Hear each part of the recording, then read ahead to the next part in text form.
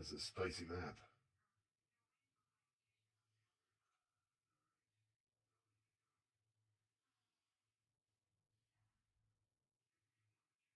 It was Black Pants Legion, wasn't it? Yes, it is Black Pants Legion. All right, so why is he in a lobby? Okay, map pool, Terra Crucible is the first map. Great. Team 1 is Sorenson Sabres. I should pop that up. Got a thing.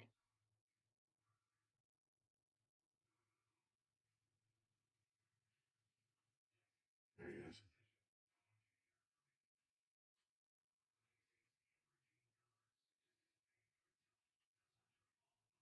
Okay, now Ralphie's not in the lobby. There we go. Invite sent. They were probably doing some last minute training. Yeah, I saw got the no issue drop. with that. I don't want to be the guy that's holding things up, and I I was saw kind of their running a bit drop late last here. week. Did not go well. Oh, okay. They Yeah. fought hard, but it was a sweep. Oh yeah, I'm seeing that there. Church of Mex 5-0'd them. Yeah. Both these teams have already played Church of Mex, so Church of Mex has a bye though, so they can't get more than 3 points. So, Whoa, the whole team just showed up. if Sorensen Sabres wins this, I think they get first place outright.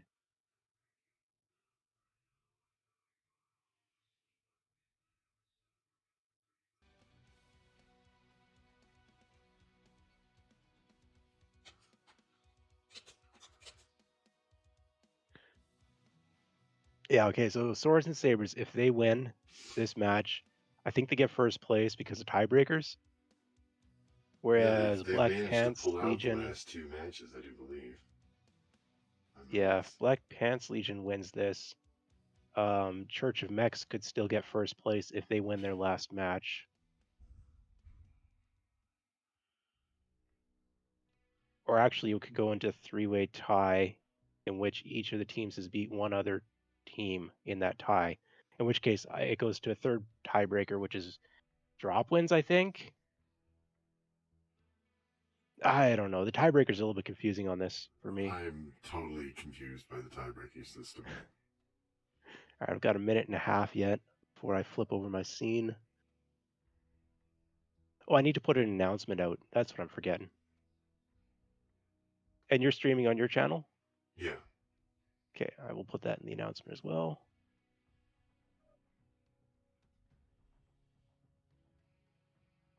I go into the mix during combat.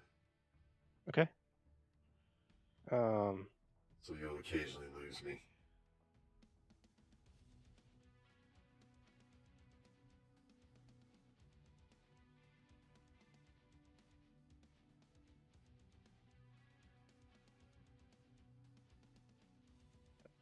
Twitch Blue Doe. Come on. I think I have a follow on you, so I should be able to find your channel. I think you do. There we go. Blue Doe 1973. Made it simple. It's the same everywhere. Yeah. Announcements.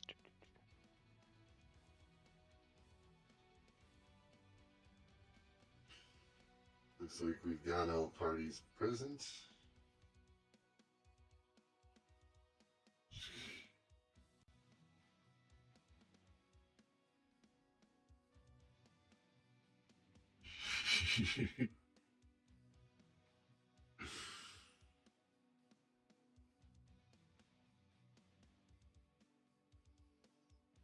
Okay. All right. So I'm going to switch scenes and our mics are going to go live now. Right.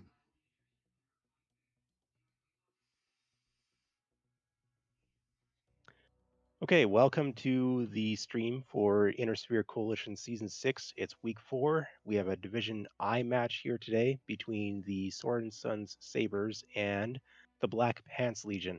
Now, It's Therax and Blue Doe doing the stream. We've got it on MWO League's main channel, and Blue Doe is also going to be streaming their perspective over on their personal channel, which is under Blue Doe 1973. You'll be able to find that pretty easily under the MechWarrior Online channel category. And I think also you upload to your personal channel as well, Blue Doe? Yes, I do. Okay, so on YouTube somewhere there's going to be a Blue Doe will have theirs as well for anyone watching later, if you can figure out a way to track that down. All right, what do we got here? So this is potentially a match for first place between these two teams. There's a little bit of confusion exactly how tiebreakers work. I'm going to run through this as quickly as I can, hopefully as accurately as possible. It's been a little while since I skimmed the rule book. So FJRD Church of Mex is currently in first place. However, they have only one match remaining, and they've got 2 points. Black Pants Legion also has 2 points, and this is their final match here being played, as they have a bye next week. There's only 5 teams in this division instead of 6. Sorenson Sabres also has 2 points, but they have 2 matches. This one, and then an upcoming match against a lower ranked team. Now, it's entirely possible that all of these teams finish with 3 points. If Black Pants Legion wins here and Swords and Sabres wins next week, they would each have 3 points, and Black Pants Legion would have the tiebreaker for having beat Swords and Sabres, the primary tiebreaker. FJRD could win next week's match and end with 3 points as well. But they hold the tiebreaker over the Black Pants Legion as they beat them last week's match. So however, Sorenson Sabres, they beat the FJRD Church of Mex in a previous week. So each of these teams would then have the same number of points, and each of them would have beaten one of the other teams and lost to the other team. So it goes down to third tiebreaker, which I believe is drop wins, but I'm not certain on that. There's some funkiness in the tiebreakers here. So if Black Pants Legions wins today, it could very well go to tiebreakers, and I don't understand the tiebreakers. But maybe they get first place, maybe Church of Mex does. I have no idea. A Source of Sabres could lose here and still get first place from the way I understand the tiebreakers. Now, if Source and Sabres wins outright here, they would have 3 points. Black Pants Legion would only have 2, so Source and Sabres would be definitively above them. And then if FJRD won their match next week, and Swords and Sabres lost their match next week, because Swords and Sabres beat Church of Mex, I believe Swords and Sabres would still have that first place. So I think if Swords and Sabres wins here today, they get first place regardless of next week's outcome, the outcome of their next week match. Now, maybe not. I don't really understand the tiebreakers fully. It's a little bit confusing. I don't think I explained it well. And it looks like the teams might be ready to go, so we could just start watching matches and let it sort itself out on terms of like tiebreakers and stuff. Actually, I don't see any locks in chat. There's a lot of stuff in chat though. Maybe I just missed it. There's a lot of stuff in chat. Team 2 lock with a nice salt bagel. There's a lock pun, yes. Jimmy just called lock. So Team 1 just Team 1 lock. locked, yeah. Team 2 LOX. And Ralphie LOX right is next locked. to him. Yeah, LOX is locked. We're ready to go. All right, there we go. I'm going to launch this. 275 ton, 3 cap conquest on Terra Therma Crucible. It's going to be a hot match. That's going to affect what they bring. Yeah, there might be flamers here if we get lucky. Ooh, yes, that's true. I'm hoping for an LRM drop. I don't think this is the map for it, but you know, I'd be thrilled to see some LRMs. It would be fun. It's always a blast when you see them flying through the air. All right, here we go. Teams loading in. I need to switch my scene over.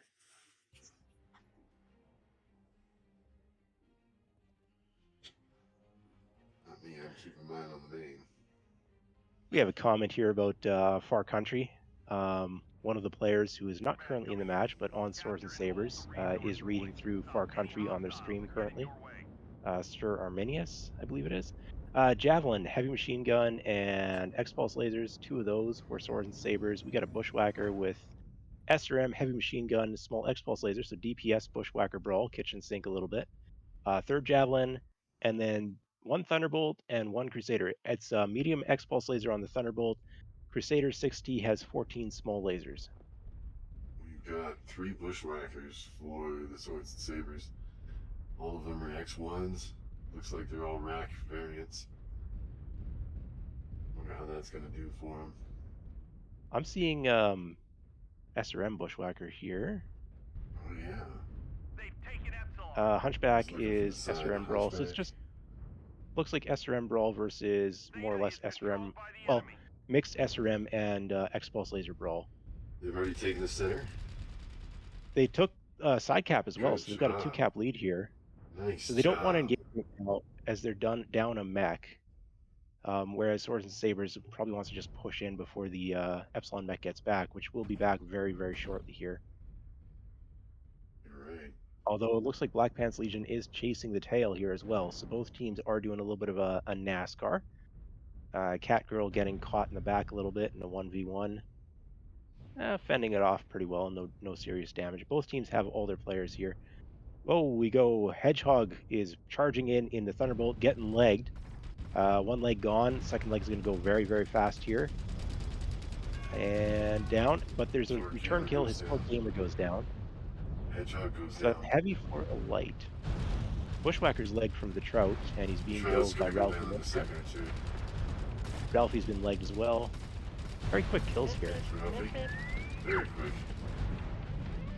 Machine gun rounds are flying like butter. Greater Authority's Hunchback still fresh, 90%. Thief goes Very little down. leg damage. Head Mana goes down. Who's It's still up? 303. It's the pair of javelins against everyone else. One of the javelins is open leg, and Catgirl just got legged. Both javelins, Black Pants Legion, one javelin legged, the other javelin legged. Will they be able to pick up some kills here? And the answer is no. No. First round goes to Sorenson Sabres. Yeah, Catgirl doing a good job shielding their surviving leg there, as I believe they're being focused by both javelins for multiple seconds there. Managed to keep that leg alive. So it's a drop win for Swords and Sabres.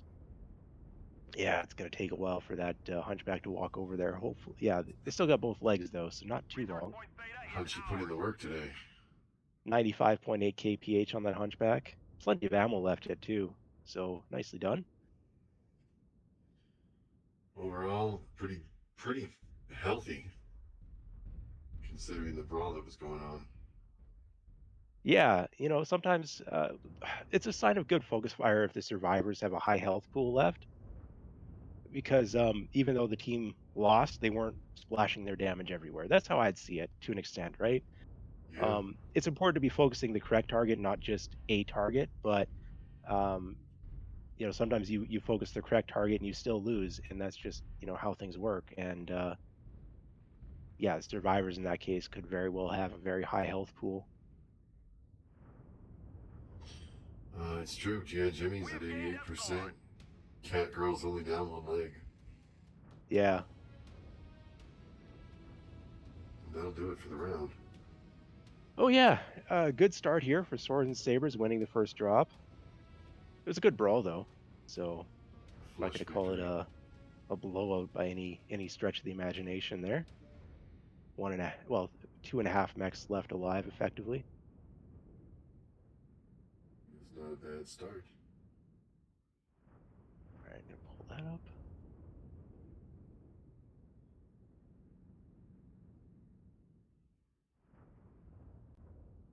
I've got the damage up on the screen.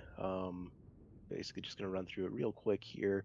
Low damage on Historic Gamer. I think they were focused target, first one down for Swords and Sabres. Hedgehog was the first target down for Black Pants Legion, but they managed to put out 150 before going down, which is you want more out of your heavies, but primary target's primary target. GI Jimmy coming up big with 350 damage for their team, picking up 3 kills as well. Very nicely done. And there's a nice scattering of team damage on both sides. Nobody's got more than 26 though, so I love team damage. All right, what is the next map? I do believe that the next match Canyon Network. is Canyon Network. I like Canyon Network. I know some Oh, people it's don't. fun. They're overexposed to it in quick play or whatever, but Yeah, you I can think it's a burn good out on map. a map if you're overexposed to it in quick play. Yeah. I do like the map though. I think Canyon Network is a nicely balanced map. Especially with all the work they've recently put into it. I know they, when the last map maker came in, he put in ramps, and those ramps are smooth and justified everywhere they are. Yeah, They don't make any sometimes I miss sense. the centerpiece, like the center pillar piece that was at Theta. Sometimes I miss that. But I do enjoy that it has more ramps. I think it might be a little bit over ramped right now, but there's still it's much better than previously when they didn't have ramps. So I wouldn't mind if both versions of Terra Firma were available in the game, at least in private lobby. That would be then you could play it in Yeah, competitive I'd still. still like the old Terra Therma, the one Yeah, I cut my teeth on. yeah. I okay. So Old Polar Highlands, very despised map by the majority of the player base. All of that. I still would like to have it available in private lobby to be able to do game modes with friends on that or whatever. Like all of the old maps, they're sharing assets anyway, so it wouldn't be much file size added to the game to include the old maps in private lobby Sometimes or they maybe even overwrite for the old event queue. maps. Yeah, I don't know. I just think it's a bit of a missed opportunity.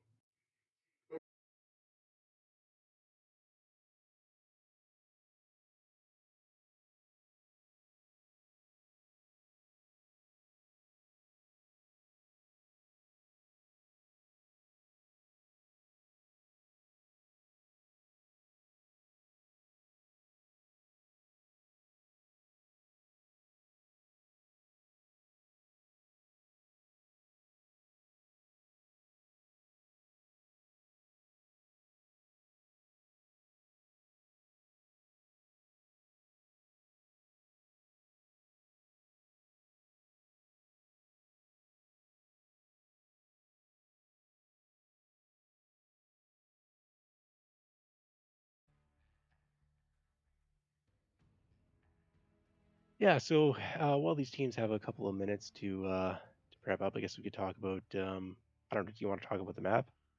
Yeah, It's Canyon Network. it's Everyone knows Canyon Canyon Network. Network, but let's throw it up anyways. All right, it's a yield Canyon Network. We're doing a heavier drop tonnage here. I think it's was it 325 or 375? I believe it's 375, is 375. it not? Yeah. Okay, so Sorenson That's what Sabres Team 1, Sorensen they're in the Sabres is blue. currently at. Classic on this map would be an Epsilon push, just kind of brawl it. Alternatively, they could do a couple mechs toward Theta, push up the ramp or do a jump up, something like that.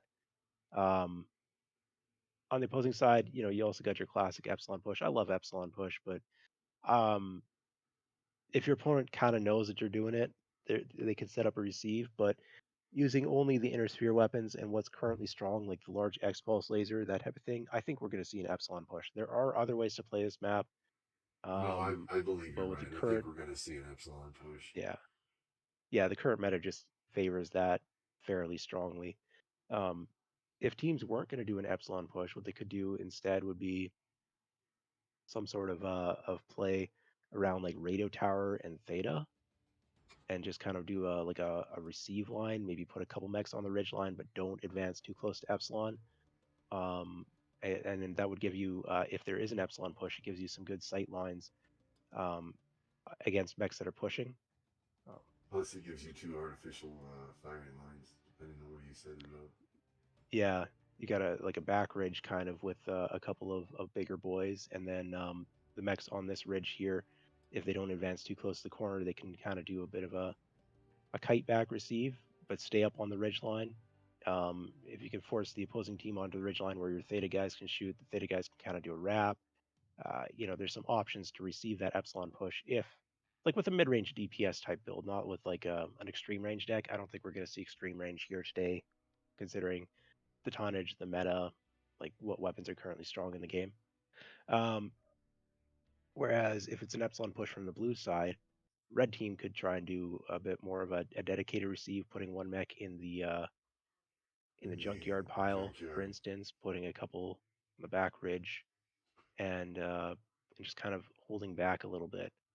And then when you force your opponent to push around that epsilon corner, all of a sudden they're getting shot from like three sides in a bit of a crossfire of sorts. And again, you got some wrap options to the rear. The epsilon push, if you're just kind of in the open, you're getting farmed from every direction. It can be pretty discouraging. But looks like teams are more or less Resolving. ready. Do I have a lock? I have a team 1 lock. We have a team 1 lock, we do not. Oh, speak of the And devil, team there's 2 the is team 2 locked. locked. So we talked a little bit of the map. I don't know if there's any value. I mean, it's Canyon Network. People are pretty familiar with it at this point. But here we Yeah. go. We're dropping in the match. Here we go.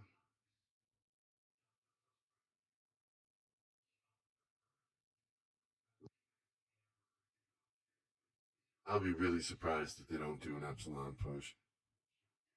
Yeah, at least one of the teams. It could be an epsilon push into an epsilon push. Wouldn't surprise me at all either. All right, I'm gonna look through these mechs real quick here. Out of red team being Black Pants Legion. We got an awesome with a quad L large X pulse laser, 2 of those. Hatchaman is Stumbnose PPC. Third awesome with quad large X pulse laser. So yeah, they're definitely gonna be pushing another Hatchman with Stumbnose PPC and a Blackjack Arrow with large X pulse light machine guns. So uh, a lot of mid range DPS and a pair of Pop Tartars, which could harass the flank pretty strongly. And looking at Swords and Sabres real quick, it looks like red laser brawl deck to me. 14 small pulse on the Crusaders, all 3 of them. Chargers with 7 small lasers. They're not bringing large X pulse on those. And then they're I've seen bringing this a configuration flea before. From with a Sorenson. DPS type build. Yeah, Swords and Sabres is a little bit known for their red laser push. The thing is that the large X pulse is so strong right now. You're seeing that more on the Chargers. Just like 1 or 2 large X pulse backing up the small lasers, or small lasers backing it up, or however you want to phrase that. Oh, we So did not it's a see little bit of epsilon a push. outdated build, maybe. Yeah, they're doing a theta push here for Black Pants Legion, whereas the Swords and Sabres are doing a Kappa push. So Kappa push is one of the options. Okay, they know the Hatchman is here capping, but the Hatchman's going to leave before Swords and Sabres arrive. They might not see each other. They know there's a mech there, but they don't know how Yeah, he's many. They pretty do clear. have their flea scouting at Theta. Now, if they walk through the cap, they will give away their position, and the rate at which that cap flips could give away how many mechs are moving through it as well. So, if Black Pants Legion is paying attention, they should know there's a heavy push at Kappa right now. And then the question becomes, how are they going to respond? With purple lasers. Yeah, a little bit of fire coming out at the flea. They also would have seen that the flea was not down on the cap, so they know it's not the flea that flipped it. Not just how fast it flipped, but also they saw the positioning of the flea, I do believe. So they've made it to Epsilon. They have determined not to push it. They're setting up. They're looking various directions right now, Black Pants Legion. They don't seem to know where the Swords and Sabres are. And they don't have a scout mech. They have those pair of hatchetmen. They're not quite the speed that you'd be looking for a scout. Okay, here comes the push over the top. Does it get spotted? It should get spotted, but all the weapons fires go into the flea right now. Okay, there we go. Now there's weapon fires onto the Swords and Sabres. They're closing range pretty fast here. I see the team Yeah, is it's a bit of moving.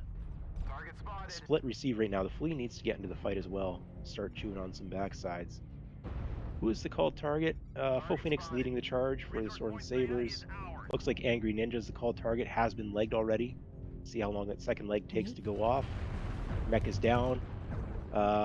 Full Phoenix finally gets legged. They would get down to 70% before they got double legged there. Grinning Thief has been legged in the Blackjack Arrow, but does not seem to be focused anymore. So that's 2 of the awesomes down. Real Light is legged in his Charger for Swords and Sabres. Sorry, not Charger, Crusader. Blackjack Arrow lived for a long time after losing a leg, but this is looking Really good for Right, swords and right. sabers right now. Hatchaman's trying to kite back, does not have the speed to get away, and is legged. That leaves just the one Hatchet remaining Man. Hatchaman. He was fighting his heart out. Needs to try and pull some range, see if they can make something happen here. What is their top speed? 142 kph. Well, they have a chance to kite here. Some of those PPCs do outrange small lasers, even with the range corp. But the flea's on their tail right now, and they only have so much room that they can run here. Yeah, they're turning back. They're out of space. They're gonna Well, get there's wrecked the if they leg. can. We've gathered enough Yeah, resources. This triumph will provide us nice push huge out of technical Swords and benefits. Sabers. They were unspotted until after they cleared over the ridge line, I believe, and Black Pants Legions didn't really have the spread to do the receive there. No, they did not.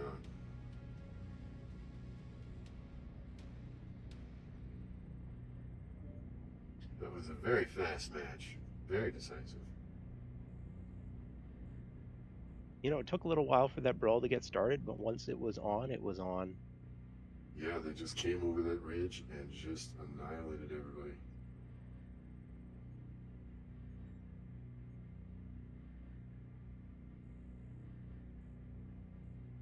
The Sabres.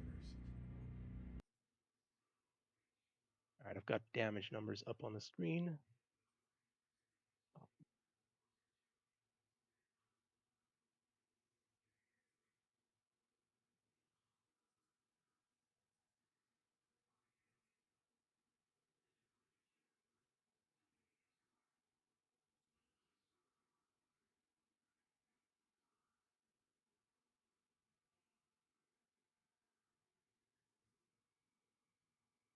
All right, damage numbers.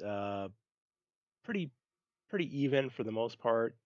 Historic Gamer a little bit lower on the side of Swords and Sabers. I think they were the first mech down for their side. I believe so. And then on the opposing side, Angry Ninja was early kill in their awesome, just a call target, drop it real fast. But everyone else kind of in that 200, 300 range. Nobody's really got a standout damage total.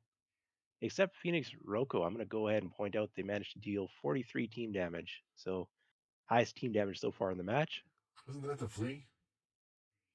Yeah, I don't know. Was it an artillery strike or what happened there? There was an artillery strike early on in the match that hit everybody, and it was a good one because Okay. it hit everybody.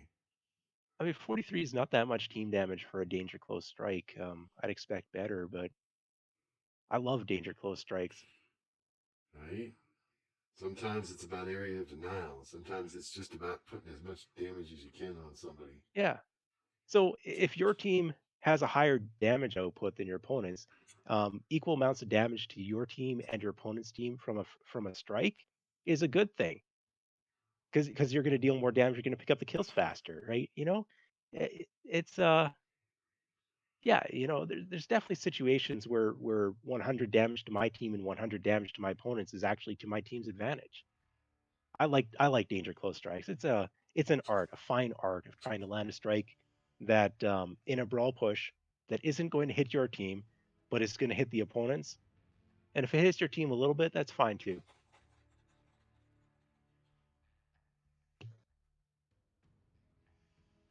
All right, what do we got?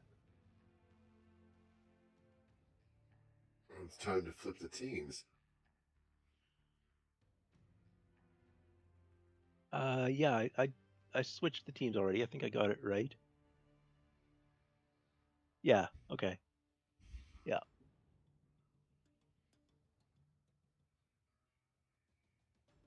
And I remember to switch that other thing. So far, Swords and Sabers kind of running away with the match. See if the reverse sweep comes in here. These have both been clean and decisive. Yeah. Oh, yeah. The first one, it was 2.5 mechs left alive for the Swords and Sabers. It wasn't a overly decisive win, I would say. But this last one, they still had 4 mechs running around, and I don't think any of them were missing legs. I mean, the fleet was down to 66% is what I've got here. But that was pretty spread damage, I think.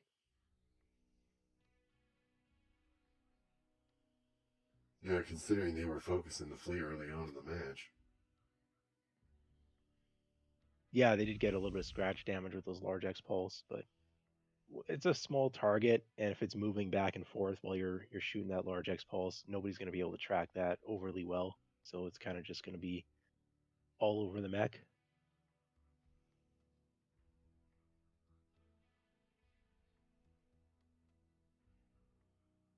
Hmm. Just waiting for Team 2 to lock up here, I believe. Yeah, we've got 2 remaining. Bravo Charlie drop instead of a Alpha.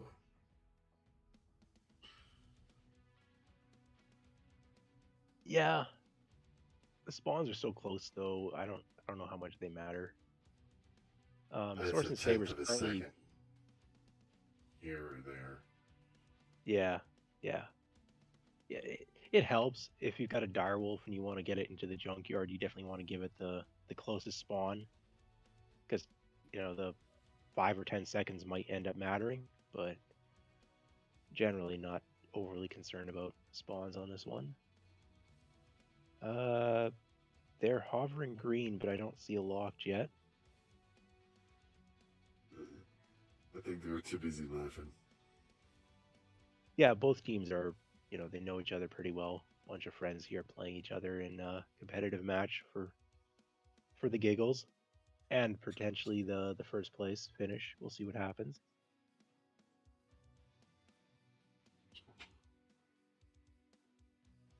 All right, Team 2, give Team us 2 a lock. lock now. And I'm launching.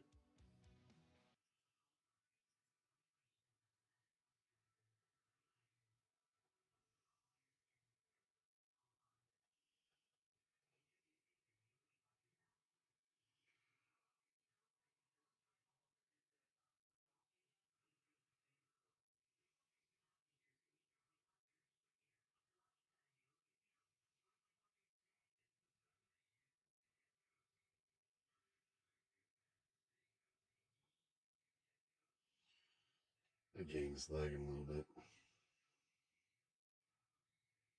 All right. You still got a little bit of time to load in.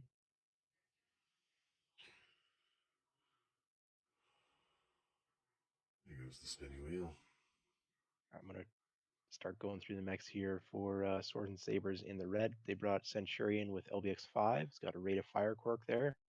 Battlemaster with ER large. Interesting. 2 of those Centurions, Hatamoto Cheese with AC5 light PVC on both of them, and then they're bringing 1 light with an Osiris kitchen sink build that has ER small light machine gun, rocket launcher 10, and large X pulse laser. Battlemaster is an interesting pick here. Pretty good at trade, not great at receive, but we'll see how it goes. Over for Black Pants Legion, we've got a Crab with medium X-Pulse lasers ×2. Both are heading toward Kappa. Marauders with rotary autocannon 2 ×3. And then a third Crab that is large X-Pulse. Looks like they're going for Theta, or perhaps they're joining their buddies for the Kappa push. Some of the cells. I'm interested to see where that Battlemaster's going. Yeah, it looks like it's headed to Junkyard. So Rafi is going to be playing a trade mech out of Junk Pile. But it's a push deck coming up against them. Well, rotary autocannons, I guess, might be more of a mid-range DPS. ER large might pair up pretty well against that. So nobody's making a play for Theta yet. Taking Epsilon.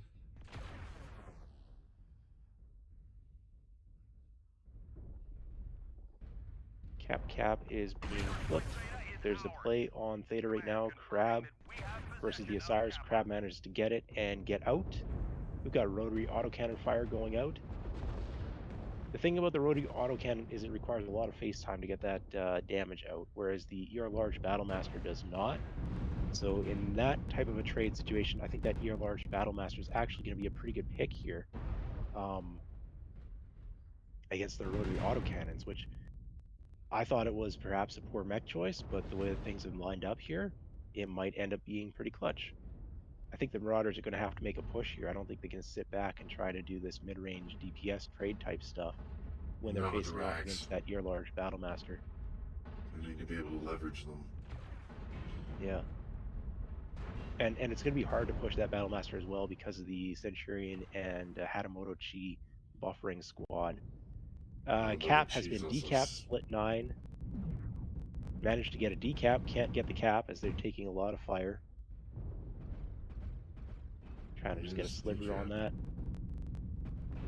Oh, the decap is basically good enough at this point. They can, they are a little bit behind on cap still in a 1 cap to 1 cap situation, but it's going to be like 7 minutes before that matters. Plenty of time to try and gain a damage lead through trading.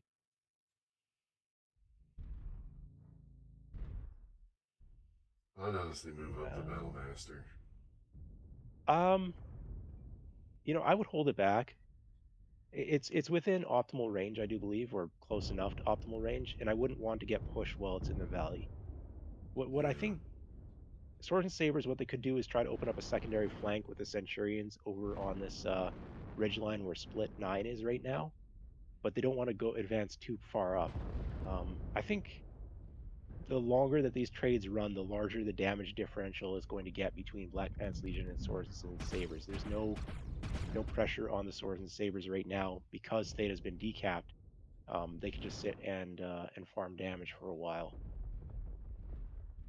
Crabs are trying to make a move here from Black Pants Legion. 2 of them are going. Well, now all 3 of them are going on a little bit of an adventure. This could be the precursor to a dedicated push. Split 9 sees it. They need to get out. I believe that they will succeed.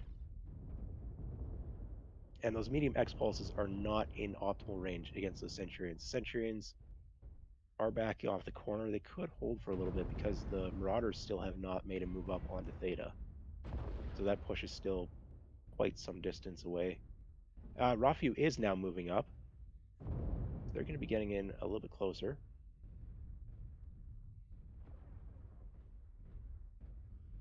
The other thing here is that everybody's using ammunition except for that Battlemaster. And the Crabs, I suppose, but the Crabs can't really do any trading. So trading heat capacity for Rack 2 ammunition is a favorable trade for the Battlemaster as well. Damage is starting to pile up on the Marauders. They're down to the 70%. They're open. I believe that's left torso on the Marauder 3R from Wraith Darkstar. So he's not in danger of losing his racks yet, but still, this is not. They're too clumped up at Radio Tower right now. Yeah, they've got to commit to a push.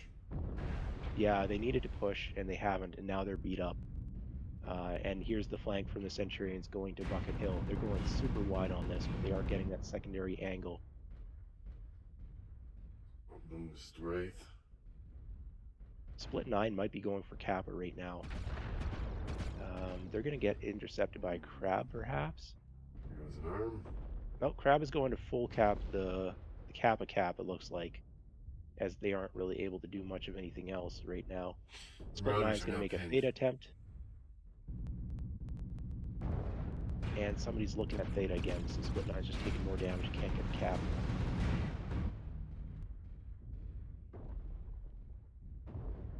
Again, it's going to be several minutes before caps start to become a real concern for Swords and Sabres. They can just continue leveraging their range advantage and map positioning advantage in order to rack up some more damage here. Yeah, until the 4-minute mark, they can let this play out. The only danger is if they get sucked in too close to their opponents. But they've got such a damage. Oh no, Wraith Darkstar did lose their rotary autocannons there, so they're down to a pair of medium lasers. Like, this is just... Yeah, Superfly is almost open in their center torso. Ammunition counts might also be a concern here. Yeah, those definitely got to be getting low. Ammunition looks okay still. Split 9 has been caught. Did they get legged? No, but they should be getting out, and they are not. They're going to get dove here if they're not careful. But yeah, it's just yeah. Split 9 is now going to go take Kappa.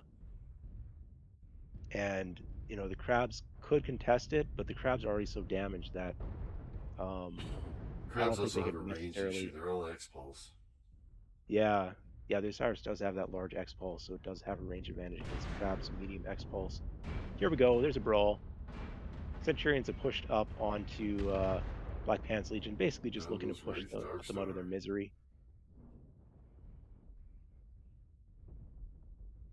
And Black Pants Legion has been backed up into a trench. Now this is a outnumbered fight in the favor of Black Pants Legion, as the Centurions have kind of pushed without support.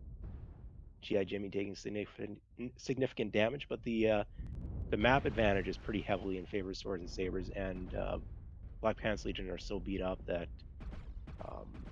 it would take a monumental throw at this point to for things to even out again. So maybe a counter push here at Theta. No, the armor's just too low already. Belly here is been halved in their crabs. Ralphie No Pants is about to lose their rotary autocannon torso and their legs and center torso superfly. Similar situation. It's kind of just over at this point. We've already gained a quarter of the resources. Keep it up. The There we enemy go. is at Another code. 5%. Historic Gamer picks up one. Split Nines on the flank has significant firepower at this stage of the game. Earlier, that single large X-Pulse laser maybe wouldn't have been very threatening, but now, with given how damaged Structure everyone being is, opened. Centurion dropping in from behind on Superfly. Flies down. And the last there. couple of mechs here making some sort of secret push. I don't know if Swords and Sabres knows where these crabs are. I do not believe that they do. The Maybe they can SLs jump are on fast. Rafu. Yeah, those They crabs, they're probably are. doing 90 plus kph. 102. So yeah, a lot of speed there, but they never managed to get into range. They were hoping for a brawl here. Yep. Yeah, that Battle Master definitely put a bit of a messed up the plans. Rafu is the called target here. They're trying to get their revenge. Black Pants Legion going after that rear large Battle Master. They get one leg. Can they get the rear torso? Rafu looks like they're going to survive. There's the thief. No, Rafu goes down. Self-destruct. Overheated. Self-destruct. Oh. The enemy Well, has capped enough they did pick up resources. one kill, We've Black Pants failed. Legion, but the drop was pretty decisive there. Well played, Sorenson Sabres. Kind of a drop deck win.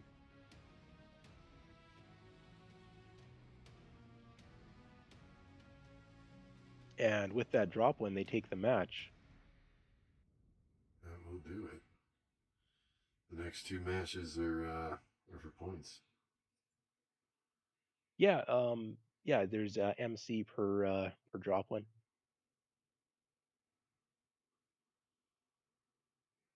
Oh, Phoenix. 734 damage. Nice job. This was a high damage output match. Yeah, it was pretty static trades. So they had time to get some damage out.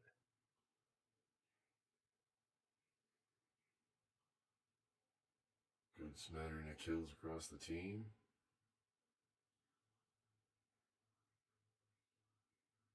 Real standouts. So who had the top damage there? Just gonna look at that real quick. Yeah, I think it Rafi was- with 800 damage out of the Battlemaster. Although Yeah. Elac in the Centurion, LBX5 Centurion putting up 700. Faux Phoenix in the Hatamoto Chi with AC5, light PPC putting up 700. GI Jimmy with Centurion also on that flank put up 600 damage. Historic Gamer a little bit behind at 500 damage, which is again, if everyone on your team did 500 damage, you probably win the match even at this tonnage. Split 9, lower damage total, but they're playing the objective control, scouting. They were also getting some decent harassing side flanks as well, so pretty well played. And just on Black Pants Legion, damage totals are low, and it's they just ran into a a drop deck that kind of countered what they were doing. They might have had a chance if they had grouped up and pushed, um, but they didn't. They didn't group and push before they'd taken significant damage, so just did not go their way.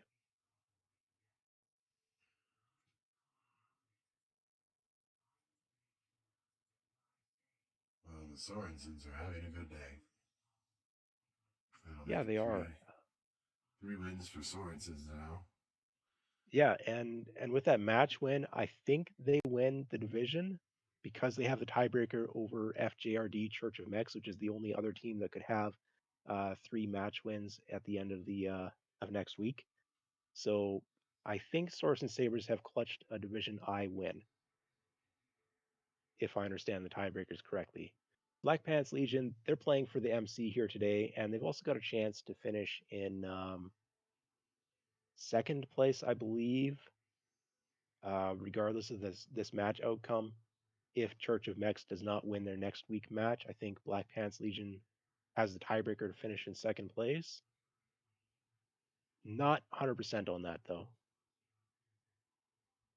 No, sorry, the tiebreaker goes to Church of Mex, so they would get third place, Black Pants Legion, if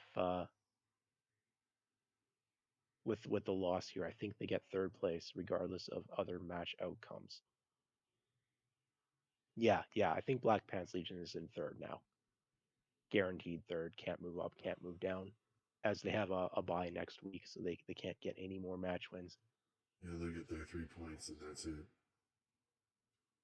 Yeah. Well, 2 points. 2 points? They don't. Yeah. Yeah, they have a bye next week, and as they have lost this match, they're at 2 points total. And the tiebreaker favors Church of Mex. Okay.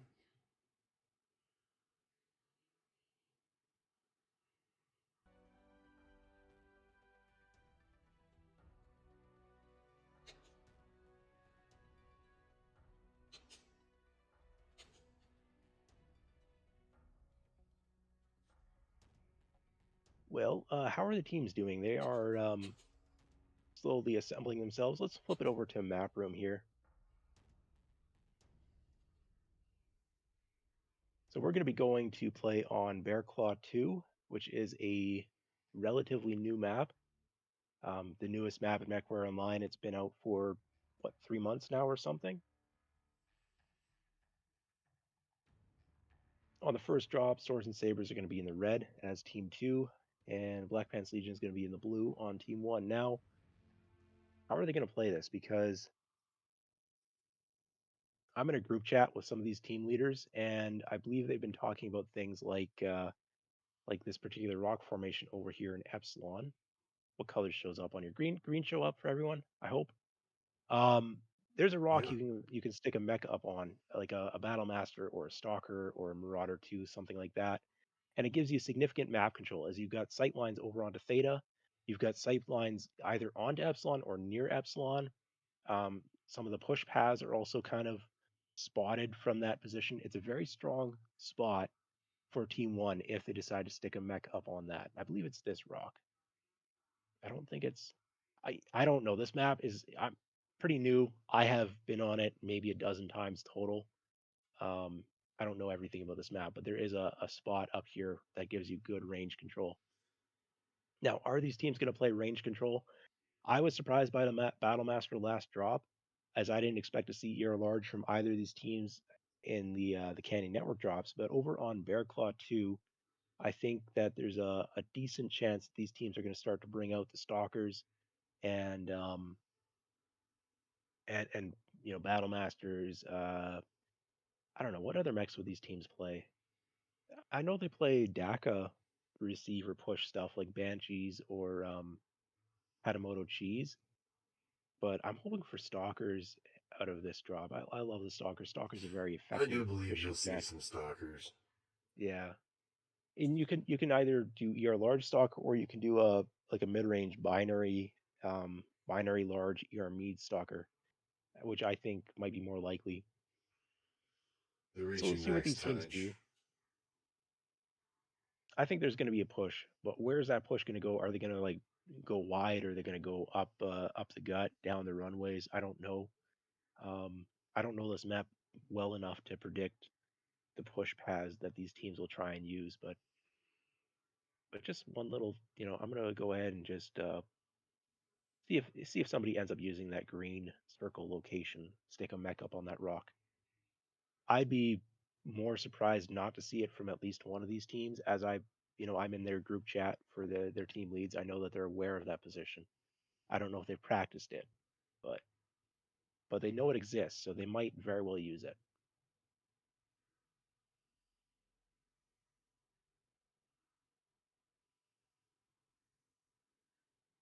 That's a Team 2 lock. Team 2 lock. All right, let's flip that over and get the launch.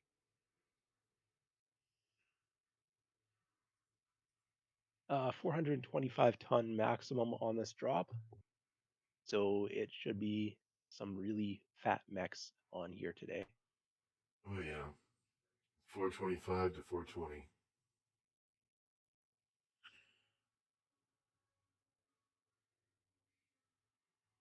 There's only a 5-ton difference between the two teams. Let's see what they make of it.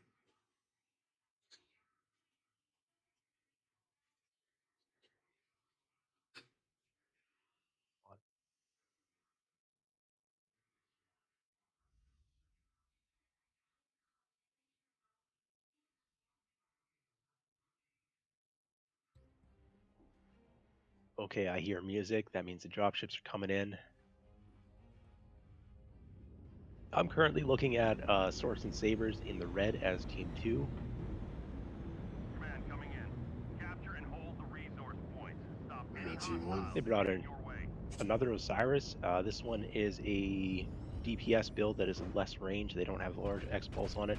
They're bringing a Hatamoto Chi and 1-2 Banshees with autocannon builds, and then a Stalker with binary ear large, so a mid-range Stalker. They're going to be pushing with this drop deck, I do believe. They also have a Firestarter that's going, the Hero Firestarter with small X Pulse heavy machine gun. They're going to go for side caps, I believe. Large Yeah, explosives. yeah. Oh, we've got a Cicada on the field. Somebody page Kaylee. Cicada with small X Pulse. That is not the build I'd expect on a Cicada. I don't know Cicada builds though, so I will defer. And then Yeah. they're packing that up with small laser crusader times 2 and 3 stalkers that are going to be running large X pulse, medium X pulse. So that is a push type build on those stalkers. Now There's it's that only 2 stalker large ship X on it. pulse lasers. We've got to fight a duel, Cicada versus Firestarter. Honestly, I think because of the builds here, the Firestarter could probably take this fight. I'm trying to pull up the. There we go. Oh, Firestarter, legs open already. Cicada's taking some range fire from someone assisting the Firestarter, but that Firestarter is in big trouble right now. If they lose a leg, they're a little bit hooped. Cicada has bad hitboxes, but they've got armor and structure quirks to try and help them survive. That leg is So they got to way turn and away. run. And that Firestarter is keeping its leg alive. Oh, both legs now open on that Firestarter. Cicadas. See what the return damage looks like. Resource point Beta is Osiris ours. continuing to pursue. Cicada has an open leg. They've taken Epsilon. Cicada has no backup whatsoever. They got to get forever distance here before they get to their teammates at Theta. Both legs are now open on the Cicada. Cicada's not going to get away. Shroud's got the cicada. Yeah, Cicada's dead. There was the cicada. Sushi And the Destructor Firestarter goes down. Firestarter is alive. Both legs are critical on that Firestarter. You want to keep that away from the opposing team, I would argue, but they can go for like a back cap or something like that over on cap if they went, super wide. Just try to stay out of combat. In the meantime, it's a full cap on Theta. Yeah. So Theta's full cap. Team is just sitting there, but they are firing. So they've been spotted by the lights. Now, how do these two teams respond? Because they both know where each other are. Cicada would have communicated that there was an entire enemy force over on Epsilon before they died, and then the lights have spotted the main body of the Black Pants Legion. So Sorenson Sabres are also aware. They're making a bit of rotation here. That Where are they going? shooting platform you were talking about is coming into play right now. They're using it for spotting purposes. Yeah. Very stationary position here from Black Pants Legion. They've lost their most mobile element, and they're sitting currently on a 1 cap to 1 cap situation. They're going to need to make something happen here, or else the cap situation could go against them, as they do not have a light mech anymore, and they're also down in numbers.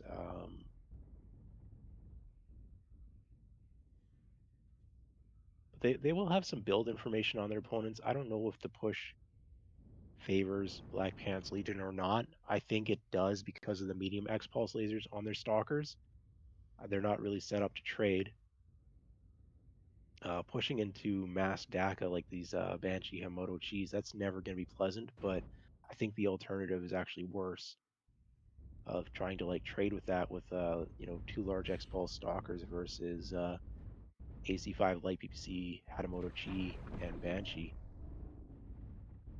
So I think pushing is the correct decision, but they're continuing to just sit back to receive here on their 1 cap situation. Now, looks like somebody went through Sigma over on the mini map. I'm kind of just caught an eye on that. There's two up by Sigma. Nobody accidentally capped it, which is a very good thing, but they're going wide for that cap a cap. Is there a tunnel out here? There's an ice tunnel. Elfcat knows about it. Interesting. I just haven't played this map enough.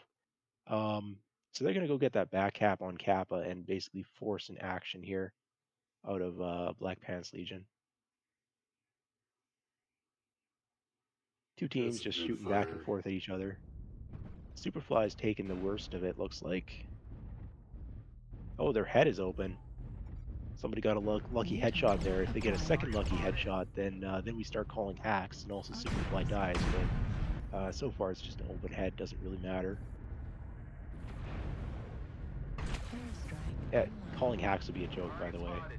Oh yes, of course.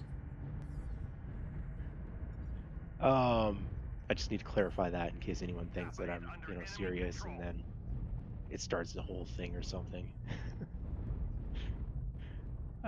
Sorenson Sabres, they're a little bit anxious here, trying to make something happen. They're currently down in mechs. Here's the push. Yep. Okay, so they sent 2 mechs to Kappa. Sorenson Sabres did. Black Pants Legion is missing a mech though, as that Cicada died. So it's a 5v4 push right now. Pushing forward, trying to break into their line. This is their chance though. This is the chance the Black Pants Legion has, the best chance they're going to get. They did lose one on the push in. They've now closed range with those small lasers, and medium X pulses should be able to do something. And they still have even numbers here. It's a 4v4, and they've got a build advantage. So maybe. Can't pull up the build. Superfly just got legged and dropped. Yeah, the push did not work out. It's the right call though. Yes, it is. Given the options that they had. Yeah. They had to do it. It didn't have a high probability of success, but it was their only chance. Real light is going to go down. I do believe somebody could just pick that second leg, although the Charger's just pushing past actually picks up a different kill.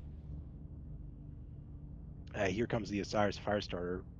Or where's the Firestarter? Firestarter's still at Theta. Hedgehog is dying inside a mech trap to the Osiris. Second kill picked up. Yeah, Real Light got finished off by the legged Crusader joining up with the healthier Crusader. And let's see if there are any more kills here possible. Rafia's opened both legs. There's a chance. Rafia's been legged. Now can they shield? And no, they get picked up. So they do get a couple of kills here, Black Pants Legion, with that push. Match was not going in their favor, just all things considered. On the part of the Cicada, yeah. Sorenson's Sabres pick up another win. Yeah, they did make the push. The push was correct. just didn't work out.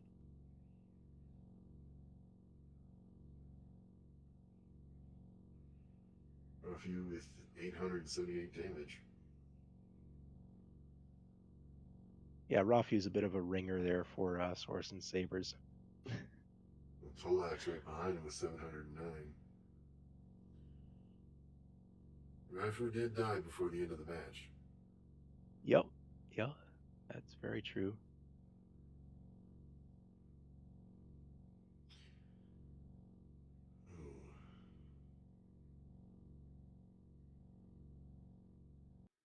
You hate to see full blowouts like this, but sometimes you just can't look away. Yeah.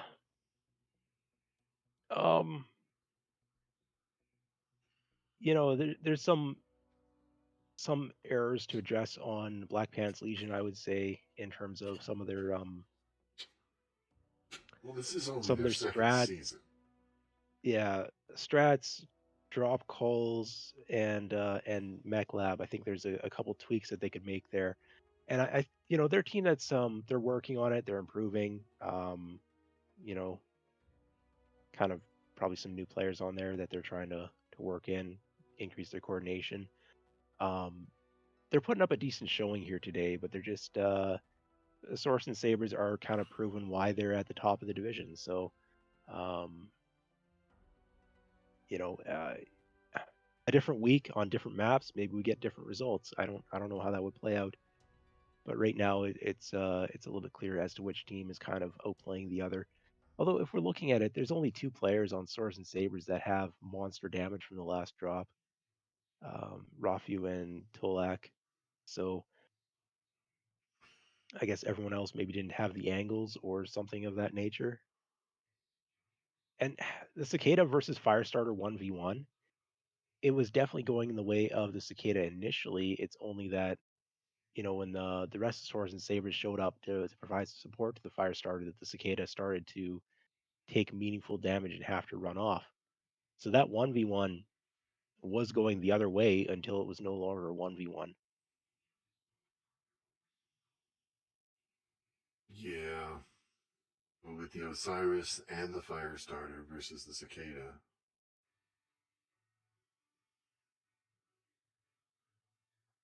By the time help arrived and the Cicada had to withdraw, the Osiris was already in range. Yeah.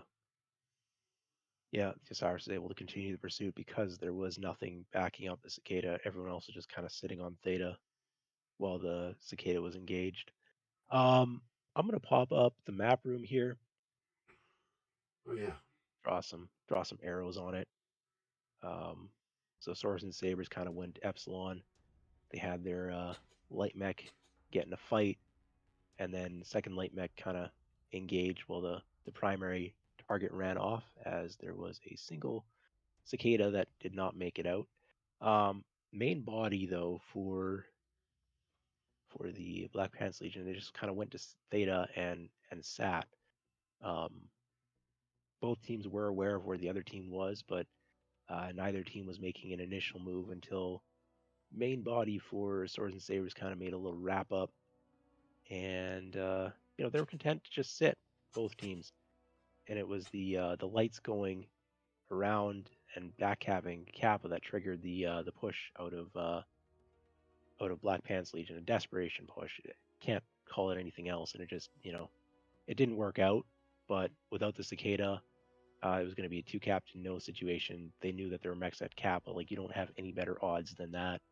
So just a little bit too much immobility out of Black Pants Legion. I don't know what the communication was with the Cicada, whether they could have started moving toward a rally point to allow the Cicada to continue just running instead of having to turn and try to fend off the Osiris, and then the team could bring their large X-Pulse to scare the Osiris off, save the Cicada's life, and then you'd be able to secure a Kappa for yourself and sit on Theta, and you'd have a Theta Kappa situation, and Source and Sabres would have to make the push.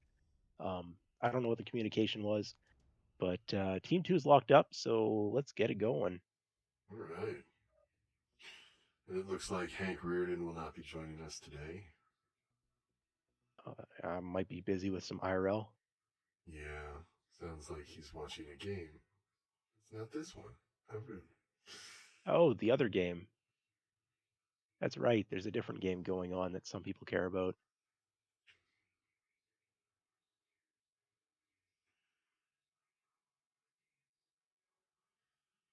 Alright. Spinning wheel is stuck. Come on, spinning wheel. Spin. It's your job. Job's to spin. There we go.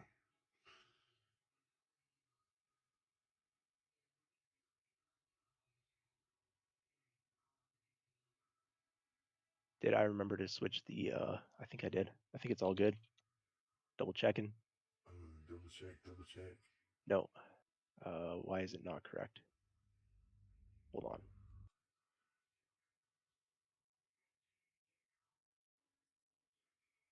There we go. I got the team logos on the correct side now, and teams are arriving. Let's go check out builds. I'm going to go grab builds off of Swords and Sabres in the blue here. Fafnir. Alright. LBX 10 Fafnir. What is that? Stalker with mid-range binary stuff. A Mauler with light PPC LBX 5. I guess they are out of their Banshees and Hatamoto Cheese, so they have to bring an alternative. Osiris with the large X-Pulse kitchen sink stuff. Split 9 did some decent work with that earlier. And Firestarter this time is small pulse, standard small pulse, not the X-Pulse. Black Pants Legion, they're bringing Quick Draw with medium X-Pulse and Rocket Launcher times 1, 2, 3.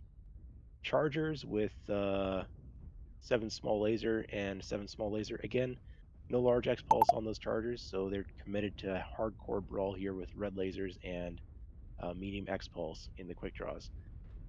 They're grabbing Theta here, Black Pants Legion. Swords and Sabres are headed toward Theta as well, so we could get a big clash here indoors. And Swords and Sabres have a mech at Epsilon as well, so this is actually advantage to Black Pants Legion if they can get that push in before Swords and Sabres get set up. We have gained Epsilon.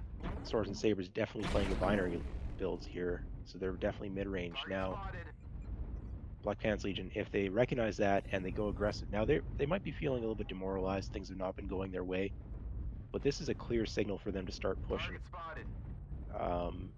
Right, because Just group up and push. Might as well do it.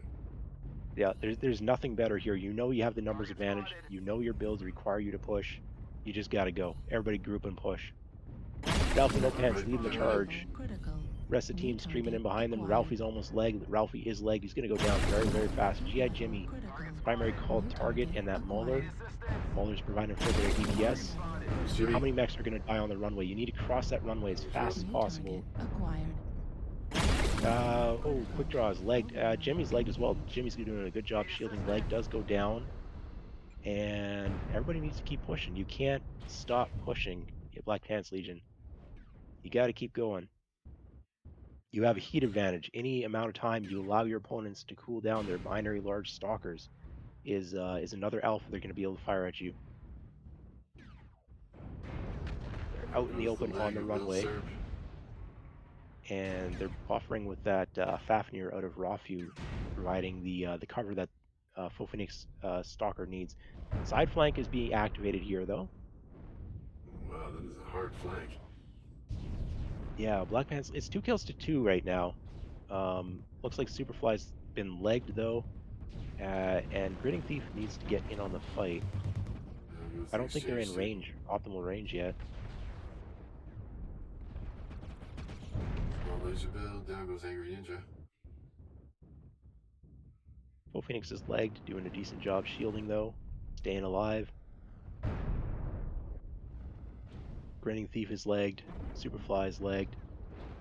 Grinning Thief goes down. Rafu is legged as well. Superfly goes down. But yeah, so there's 2 legged assaults remaining for Swords and Sabres. Those mechs are almost dead. And then on top of that, they've got a Firestarter with both legs open and an Osiris with, well, one of the legs is almost open. So it's a fairly close drop there.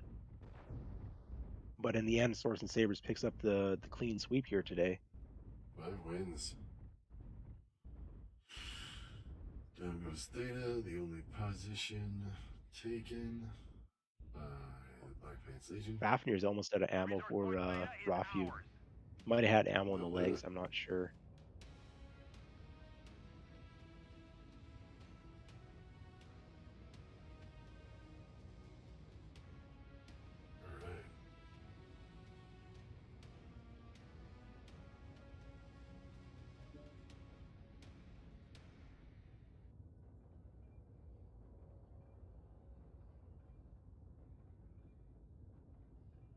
Who pulls in the high damage for the round again at 648.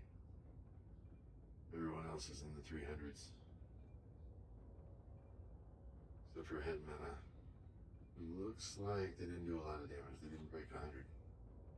Yeah, it was a bit of a leg focus, so you know damage totals generally end up a little bit lower in that case. But also some of the mechs kind of got legged or strung out before they get into range, kind of.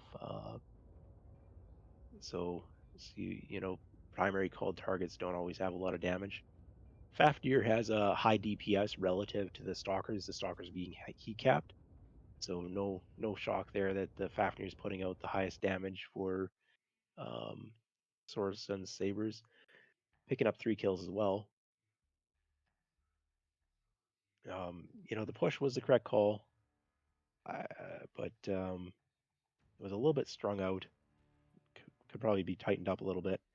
Oh, yeah, fishbowl. So, A fishbowl? we've got fishbowl coming up, I think, if these players are up for it. Oh, a fishbowl. Yeah, so we got a little bit of something special here if the players are going to do it, which they talked about earlier. So there's 2 players on these teams, one on each team, that have the name the trout Fish. and tuna fish. A So they tactical have tuna. a rivalry as to who the best fish is. Um, Oh. so they want to go to Steiner, and so they're going to be playing a 1v1. And previously they played the 1v1 to see who was allowed to keep a name and who had to surrender the name. Oh, this team. Always something. Yeah, it's good times, isn't it? It is. Last season we were doing things like, what was it? Piranhas in the basement of HPG, free for all.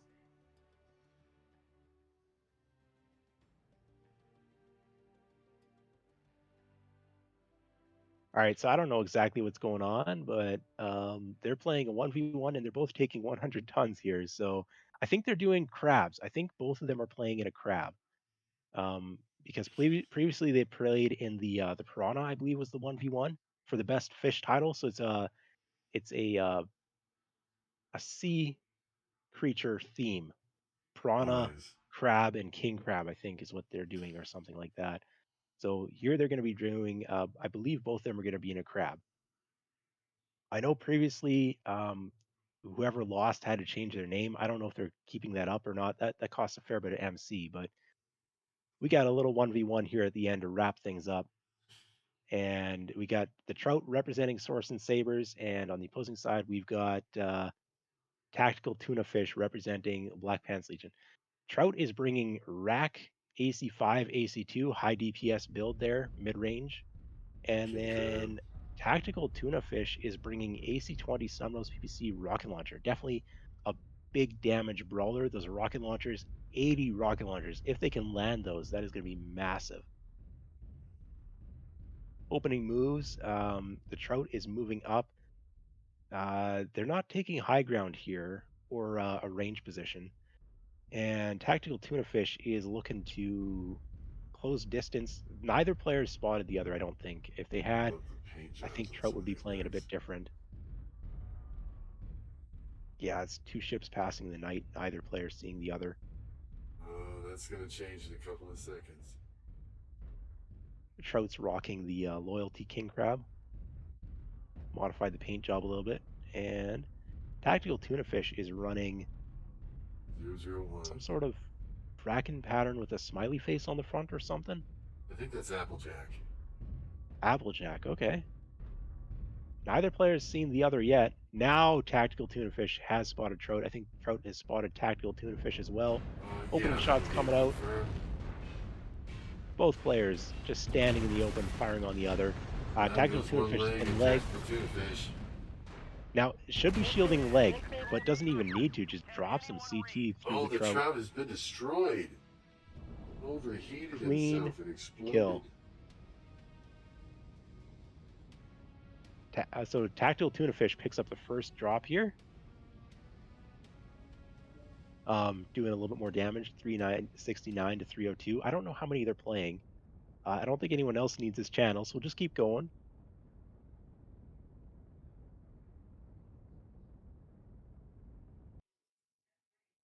I'm not sure what happened there. Was that a death blow, or did he kill himself? I believe he got blown out center torso. The AC-20 Snubnose PBC is some devastating firepower. Whew.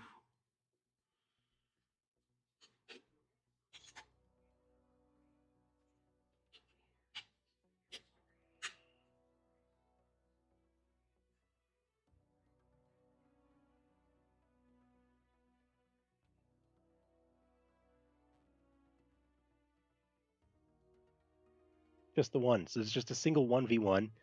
And now tactical tuna fish is declared the best fish of 2024, whereas previously the trout had won the 1v1 and was the best fish of 2023.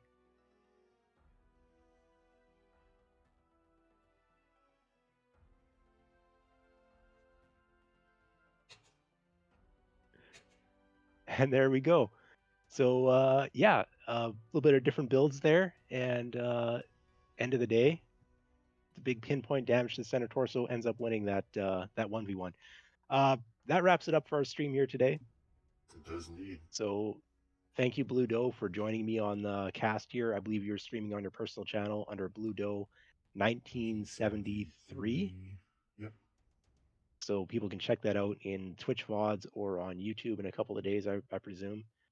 Oh yeah, and the archive channel is HPG Replay at YouTube.com. Okay, there we have it. So this was Therax with Blue Doe, and we had a pretty good match here today. Thank you to the teams for letting us stream their matches. Thank you for MWO Comp for organizing this with also with Aces Wild, Not Bob, and Colin Farstar, I believe are the two individuals who are running this whole tournament.